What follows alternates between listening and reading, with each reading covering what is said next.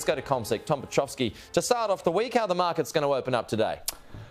Pete, we're going to open a touch lower this morning. The futures are telling us that the ASX 200 will be down by 0.33%. So that will be a reflection of the generally softer tone that we saw for both US and European stocks at the end of last week. So just reflecting on what happened on Wall Street, the S&P 500 fell by 0.2% on Friday and the Nasdaq down 0.1%. But in weekly terms, both of those indices down sizably, 2.8% in the case of the S&P 500 and 3.6% in the case of the Nasdaq. And there's an important reason for it. On Friday, generally around the US and the European spheres, we saw weaker readings on activity in the services and manufacturing sectors. And in the case of the US, that sort of went cheek by jowl with the upgraded forecast that we saw for unemployment and growth in the US. The problem is that is suggestive of higher interest rates at a time when we're seeing moderating rates of activity, and that was not welcome on the part of the markets. We did see a little bit of a moderation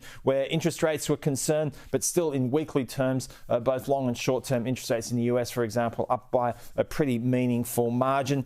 We had a weaker reading on US manufacturing, a soft reading on US services activity. So they were the most important outcomes in the US on Friday. As far as this week is concerned, Pete, there's a lot going on. One of the highlights will be the monthly reading on inflation locally on Wednesday. So the challenge here is that we've seen oil prices rise consistently for the last 3 months. It's the extent to which that starts feeding through into headline inflation, at least. This is the problem at the moment. You're seeing those energy prices move higher, and the good work that's been done on inflation could at the very least pause and, in a worst case, continue to bump higher where inflation's concerned. Of course, that spells bad news where the outlook for interest rates is concerned. Okay, Tom Piotrowski, appreciate that. Thank you.